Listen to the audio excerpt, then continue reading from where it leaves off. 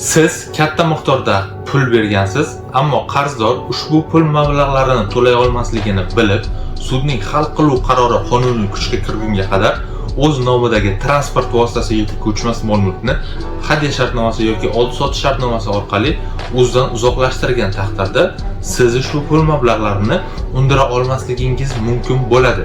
Bunday holatlarda qanday yo'l tutish talab etiladi?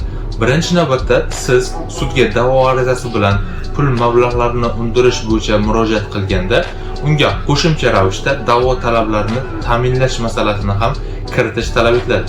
Bu holatda sud asosli deb topgan taqdirda qarzdorning nomidagi ko'char yoki ko'chmas mol-mulklarga taqiq o'rnatishi mumkin bo'ladi va bu holatda qarzdor o'z mol-mulkini o'zidan uzoqlashtira olmaydi. Agar siz bunday harakatlarni amalga oshirmagan bo'lsangiz va qarzdor sudning hal qiluv qarori qonuniy kuchga kirgunga qadar o'z nomidagi mol-mulklarini hadya shartnomasi yoki oldi-sotdi shartnomasi orqali uzoqlashtirgan taqdirda siz Fuqarolik kodeksining 124-moddasida nazarda tutilgan holat bo'yicha, ya'ni qalbaki va ko'zbo'yamachilik uchun tuzilgan bitimni haqiqiy emas deb topish masalasi bo'yicha da'vo arizasi kiritish kerak bo'ladi. Ya'ni bu holatda siz qarzdor o'z qarzini to'lamaslik maqsadida o'z nomidagi mol-mulklarini oldi-sotdi shartnomasi yoki hadya shartnomasi orqali uzoqlashtirganligini aniqlaydigan bo'lsangiz, siz ushbu oldi-sotdi shartnomasi yoki hadya shartnomasini qalbaki bitim deb topish masalasi bo'yicha sudga da'vo talabi bilan chiqishingiz mumkin bo'ladi.